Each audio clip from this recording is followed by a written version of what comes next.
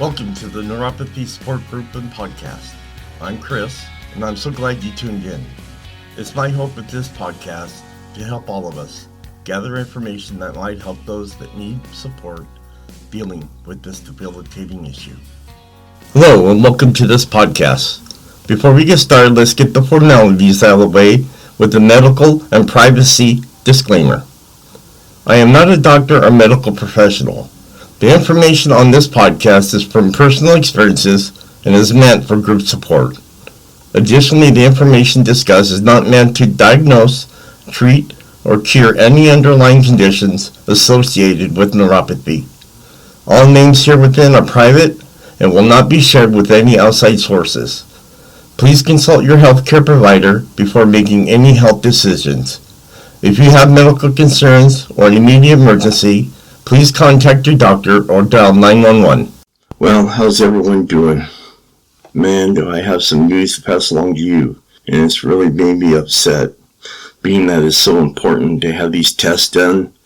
Remember I told you last week I went to go get that CT scan done? When I kept telling them that this is the wrong test, I should be getting an MRI, blah, blah, blah, blah, blah. I take the CT scan anyways. The results came fine. No issues at all. So, it's like, hello people, I'm not going to have any issues because you're doing a CT scan on my abdomen and on my pelvis. Why? That isn't what I'm there for, but like I said, I took it anyway. So today I went to my pain doctor and showed him the results, and he couldn't believe it either because the paperwork they sent in supposedly it says MRI on it. So now we're back to the beginning where I got to start all over again, wait for this referral to get accepted, and take the test and see what the results are. I still have not heard back from a vascular doctor yet. Being Monday is kind of busy, so I'll wait until tomorrow, but that's another thing that's been held up. I mean, it's been approved, but nobody can find me a location to go to. Oh, God. And I have to deal with this all the time with that place that I go to, but that's where I'm at right now, and, at night is when the worst pain comes. I mean, so much pain, it's just so severe that I get to the point where I feel like I'm going to just throw up because it's so bad. So, I don't know, I just hope they get some results as soon as possible, and we get these tests done, because I need to know what's going on before, something else happens with my leg. So that's where I'm at. I wanted to pass that all along to you and welcome you here to the podcast. I hope everyone's having a better week and weekend than I did. One thing I forgot to mention is my son got married this Saturday, and that was a great wedding ceremony, and it was all done in his backyard. He just bought a house, so there was a lot of family members there, so we finally got to meet her parents, which we hadn't done, and they've been together for some time, but that's how it usually is sometimes. But yeah, so that was a good thing for happening in my family. So today the podcast is going to be on types of pain, how to recognize and talk about them. I felt this, when it comes to types of pain, you can go to your doctor and, of course they're not going to believe you, but if you have something like this document that I'm going to be reading this from, maybe that'll help you out when you get in there. It's always good to bring as much information as you can and show that to your doctor. Hopefully that makes the changes, but don't go out of that office until you get the information that you're wanting. That's what I always say. So, the sensation of pain involves communication between your nerves, spinal cord, and brain. There are different types of pain depending on your underlying causes. And I think that's one area, my spinal cord is one area where some of my pain's come from also. We all feel in different ways, so you may find it difficult to describe the type of pain you're feeling to others. You can also experience more than one type of pain at a time, which only adds to the difficulty. Understanding the different types of pain can make it easier for you to talk to your doctor and describe your symptoms. So we're going to first start out with acute pain. Acute pain is a short-term pain that comes on suddenly and has a specific cause, usually tissue injury. Generally, it lasts for fewer than 6 months and goes once the underlying cause is treated. Acute pain tends to start up sharp and intense before gradually improving. Common causes of acute pain include broken bones, surgery, dental work, labor and childbirth, cuts, and burns. Now here's the one we all have, chronic pain. Pain that lasts more than 6 months, even after the original injury has healed, is considered chronic. Chronic pain can last for years and range from mild to severe on any given day, and is fairly common, affecting an estimated 50 million adults in the U.S. While past injuries or damage can cause chronic pain, sometimes there is no apparent cause. Without proper management, chronic pain can start to impact your quality of life. Oh, how we all know that. As a result, people living with chronic pain may develop symptoms of anxiety and depression. Other symptoms that accompany chronic pain include tense muscles, lack of energy, and limited mobility. Some common examples of chronic pain include frequent headaches, nerve damage pain, low back pain, arthritis pain, and fibromyalgia pain. The next one's going to be nociceptive pain. Nociceptive pain is most common type of pain. It's caused by stimulation of the nociceptors, which are pain receptors for tissue injury. You can have this pain throughout your body, especially in your skin and internal organs. When they're stimulated by potential harm, such as cut or other injury, they send electrical signals to your brain, causing you to feel the pain. This type of pain usually feels when you have any type of injury or inflammation. This pain, chronic pain, can be either acute or chronic. It can also be further classified as being either visceral or somatic. Visceral pain. Visceral pain results from injuries or damage to your internal organs. You can feel it in the trunk of your body, which includes your chest, abdomen, and pelvis. It's often hard to pinpoint the exact location of visceral pain. Visceral pain is often described as pressure, aching, squeezing, cramping, and you may also notice other symptoms such as nausea and vomiting, as well as changes in body temperature, heart rate, and blood pressure. Examples of these cause visceral pain include gallstones, appendicitis, and irritable bowel syndrome. Next, somatic. Somatic pain results from stimulation of pain receptors in your tissues rather than your internal organs. This includes your skin, muscles, joints, connective tissues, and bones. It's often easier to pinpoint the location of somatic pain rather than visceral pain. It can be further classified as either deep or superficial. For example, a tear in a tendon will cause deep somatic pain, while a canker sore on your inner cheek causes superficial somatic pain. Examples of somatic pain include bone fractures, strained muscles, connective tissue issues, and diseases such as osteoporosis, cancer that affects the skin or bones, skin cuts, scrapes and burns, joint pain, including arthritis pain. Next is going to be neuropathic pain. Neuropathic pain results from damage to or dysfunction of the nervous system. This results in damage or dysfunctional nerves misfiring pain signals. This pain seems to come out of nowhere, rather than in response to a specific injury. You may also feel pain in response to things that aren't usually painful, such as cold air or clothing against your skin.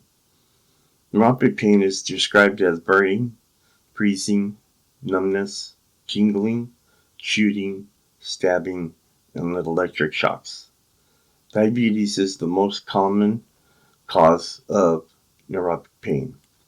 Other sources of nerve injury or dysfunction can lead to neuropathic pain include chronic alcohol consumption, accidents, infections, facial nerve problems such as Bell's palsy, spinal nerve inflammation or compression, shingles, carpal tunnel syndrome, HIV, central nervous system disorders such as multiple Parkinson's disease, radiation, and chemotherapy drugs.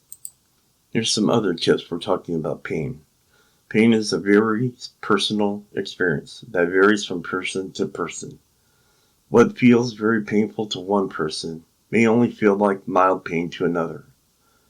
And other factors such as emotional state and overall physical health can play a big role in how you feel. Describing your pain accurately can make it easier for your doctor to find the cause of your pain and recommend the right treatment. If possible, write down details of your pain before your appointment to help you be as clear as possible. Here are some things your doctor will want to know.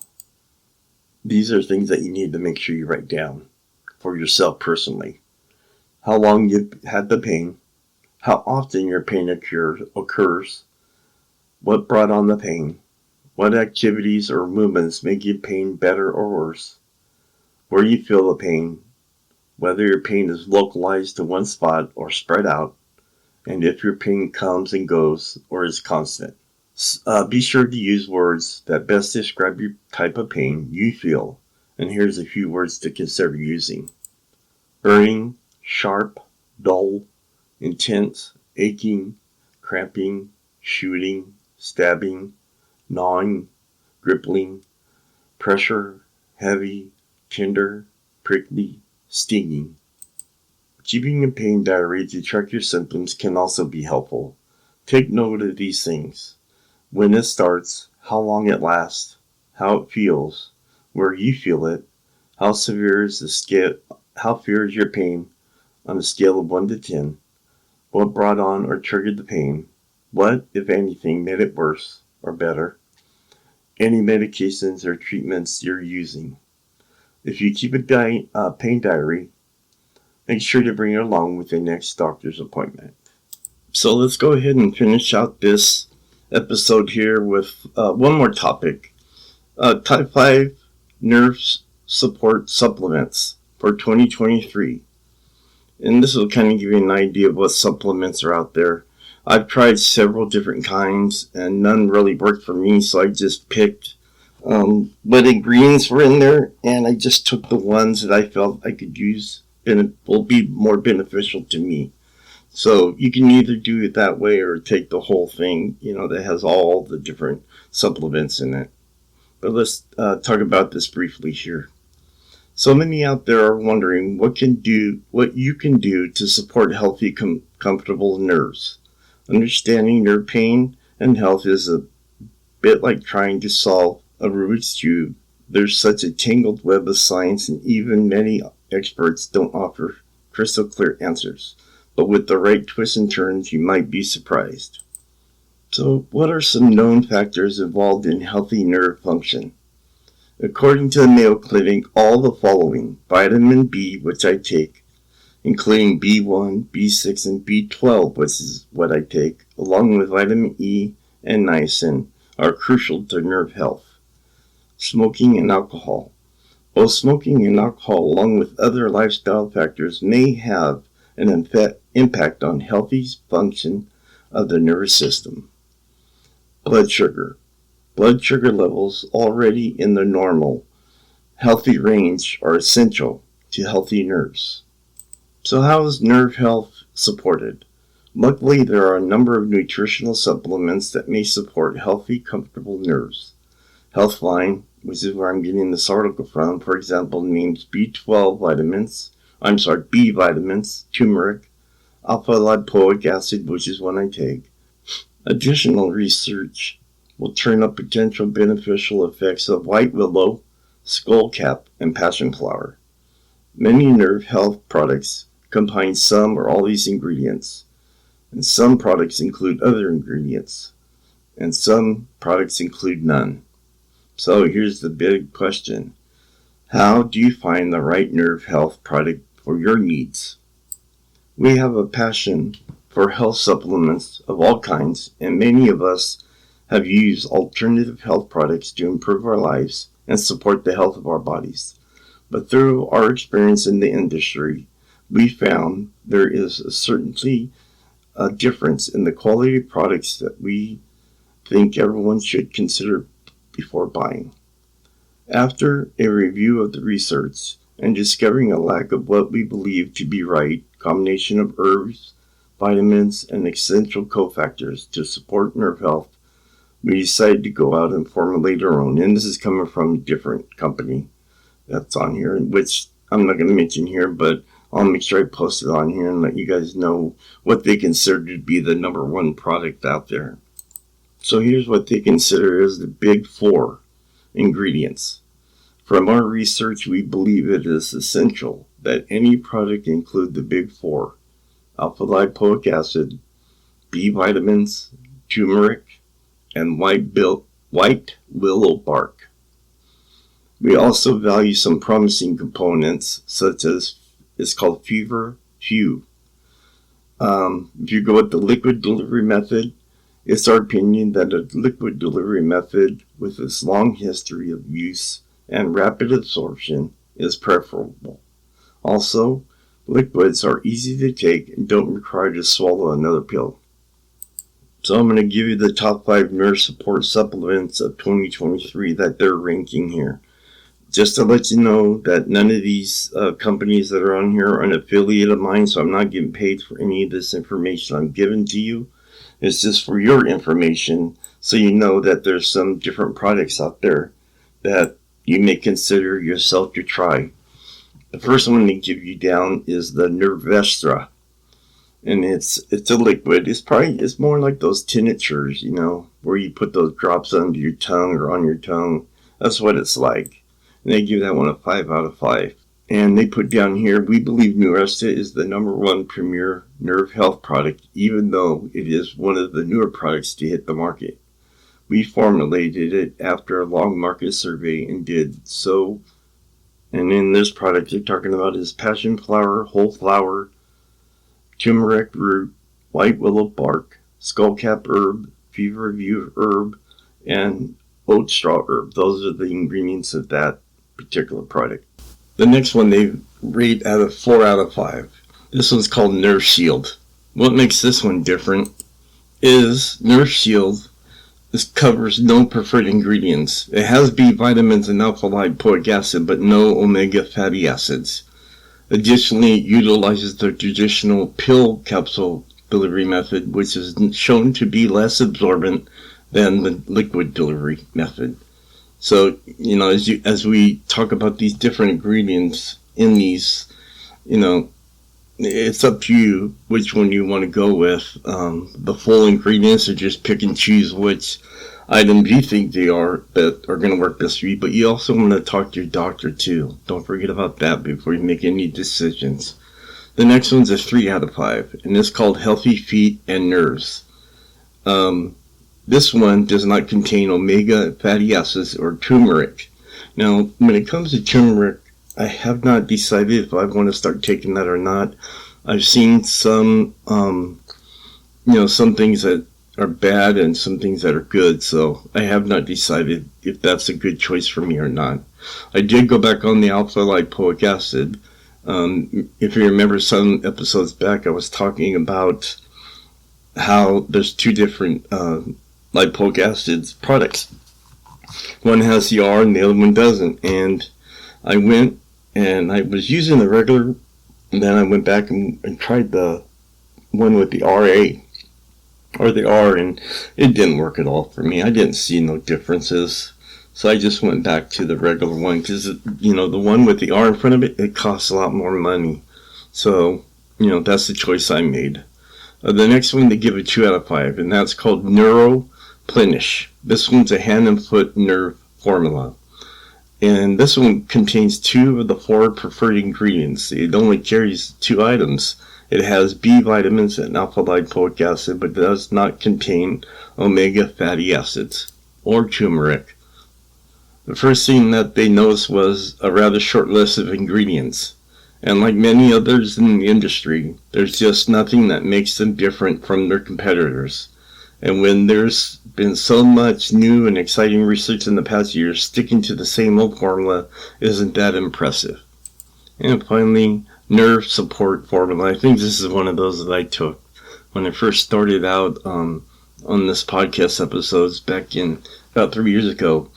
I took one to try it out to see how well it worked, and I didn't notice any difference. But again, too, it wasn't too, I didn't have a lot of experience in these types of supplements, so I didn't know that there was better products than this one here. So what I did was I tried this one and it didn't seem to work, and obviously because this one has no preferred ingredients. It has the B vitamins, but it doesn't have turmeric, alpha-lipoic acid, or omega fatty acids, and that's called nerve support formula. So see, and it also, this one was a pill capsule, I remember that, and the delivery method was better absorbed if you did the liquid formula. So, that's what you need, I guess. Those things I didn't know back then until, just recently when I started looking up to see if there was any different products for 2023, and that's where this came up. So I don't know, I might end up getting the one that they ranked 5 out of 5, the Nervestra, which is a liquid, and all these can be bought on Amazon. And again, I'm not promoting any of these ingredients. I don't have, or these products, I don't have any affiliate association with any of them, so I won't be getting any money. But I just wanted to make it let you guys know about these products that are out there, and something that might work for you. Me, I'm probably too far gone with my nerves for any product like this to start out and work, but again, I'm going to try it so that way I can give you guys my feedback on what I feel, if it worked or not. Alright, you guys, so hopefully I get all these tests done. While I was recording this, the doctor did call me. So I was supposed to get the MRI instead of that CT scan, so I don't know. So we're going to get that set up for next week, the correct tests, and then I'm going to get hold of the vascular, and I go in this Friday to talk about the results from the CT scan, which to me, by reading them, it looks like everything's okay. So that's where I'm at, and I will keep you updated as we go along. And I want to just wish you guys a great week and a happy Father's Day to the fathers out there. And I will talk to you next Monday. Bye.